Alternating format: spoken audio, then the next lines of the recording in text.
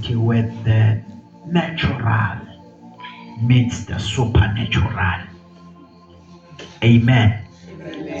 When the natural meets the supernatural.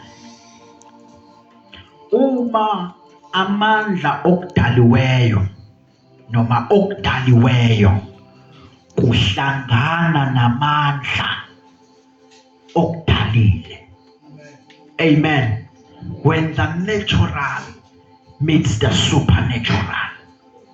Amen. La isifunda khona bazalwane lithi iBhayibheli inkosi la uHerod uAgrippa the first ngoba asinabo Herodi ababodwa sino Herod abathathe eBhayibhelini alibonke amanye inkosi kube bekunesikhathi bengizobachaza. Now lo esifunda ngayo la is Herod Agrippa the first. Lithi iBhayibheli uma uHerodi eyinkosi phezu kwamaJuda lithi iBhayibheli wabopha konke all that belonged to the church.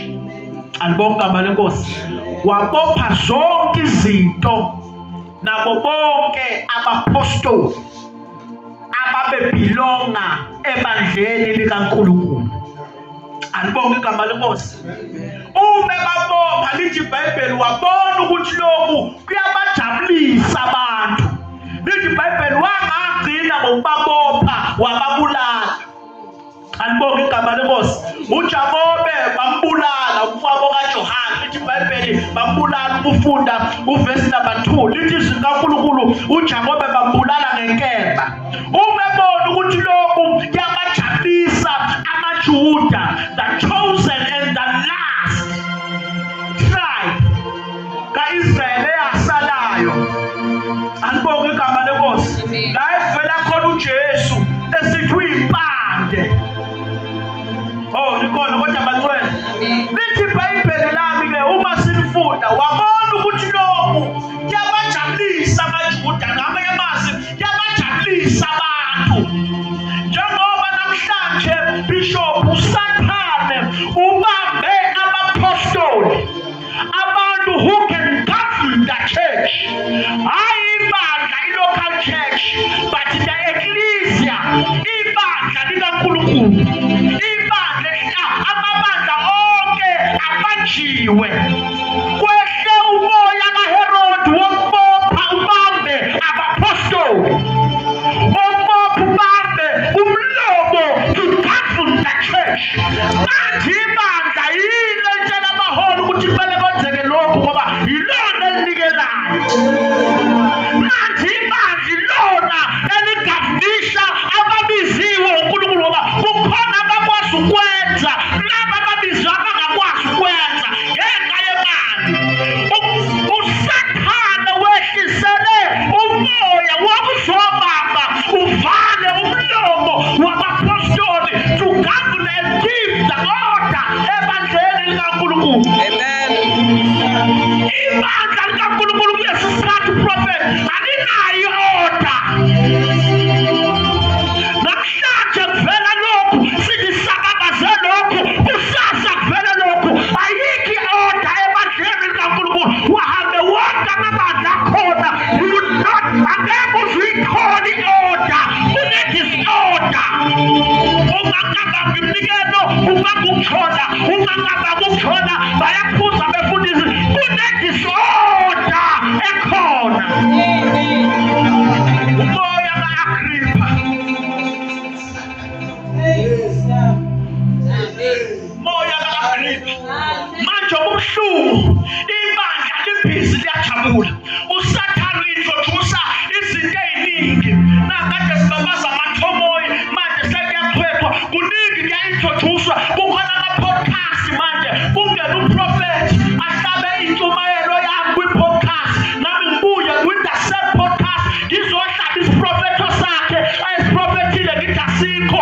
Uyabheda yikho lonto. Mina uNkulunkulu ungitshengisa umbono nami nje kade ngisuke enigma kule podcast ethumile. Kwabuya bazofika umuntu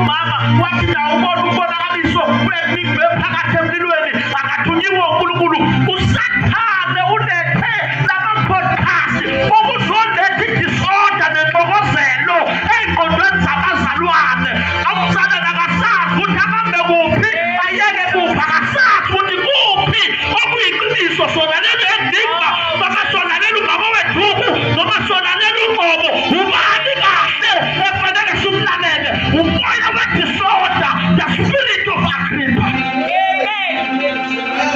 sishana ngamakhanda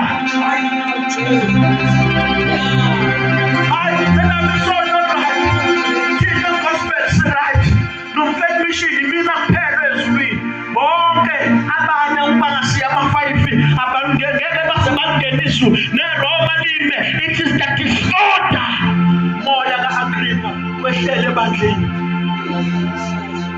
ibandla kaNkulunkulu liboshiwe lithi iBhayibheli wabona ukuthi lokhu kuyabajabulisa abantu ibandla lijabule lithenga amadata ngeneni nama-podcast aletha ixokozelo ngake ngalikhuza ibandla ngalento eyikhona ye-power hour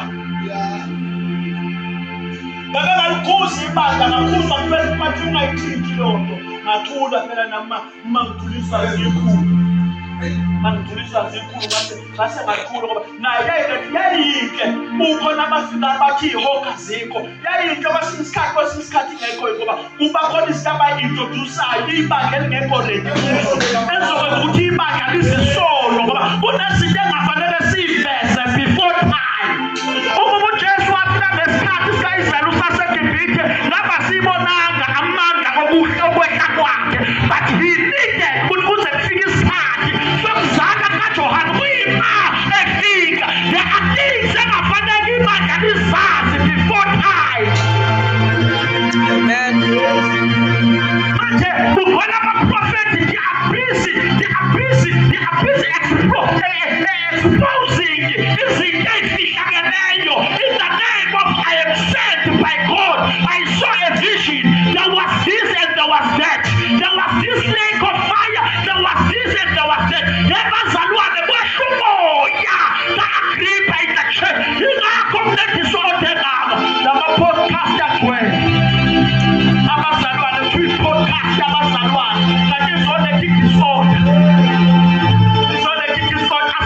Mina ngekusho abalala ngiku-confusion wema angazi ukuthi ngilalele bangilalele eNipa noma ngilalele noma kwethu noma ngilalele uNgcobo ngiku-confusion angazi ukuthi uyena kuphi kuJesu khona nabafika abathi uJesu akajabule ngegama lakhe eselikhona ngisho eBhayibhelini elithi uJesus kuthiwa akajabule ngalo kuthiwa inkosi uJesu ayijabule asazi ukuthi sihlalele kuphi isonda ingatshe uvale imilomo yamapostoli abazobuyisela ibandla esisekele ebazalwane asakhele esisekeleni semnikelo asakhele esenza ama-podcast sakhelwe esisekeleni samapostoli namaprofeti manje le milomo ivaliwe ingakho kudale disorder.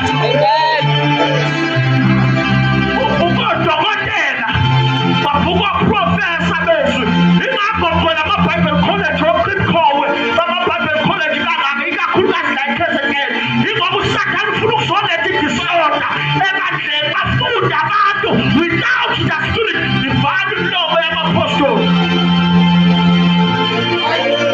Lo mpostoli manje ugijimela ukuyoba uprofesa lo uprofethi manje ugijimela ukuyobizwa ngodokotela bagqoke amabhatshi abomvu na-blue bayiyeke imiso ngoba bayizisekelo zebandla manje baboshiwe njengoPetro lencwadi esifunda baboshiwe bandla livala umlomo anangishiwe ethi analangishiwe ephalamende ngoba babhizi bajahe ama-title of-professor nodokotela lacking the assignment.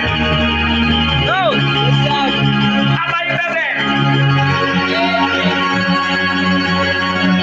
bashiya assignment liyaphupha ibandla likaNkulunkulu babhizi bazohlala kosofa bama-podcast engabe bayama bamamezele ukubuya kwenkosi uJesu ebazalwane iyabuya inkosi njengoba kunale disorder nje babisisa lokho nakho inkosi iyabuya.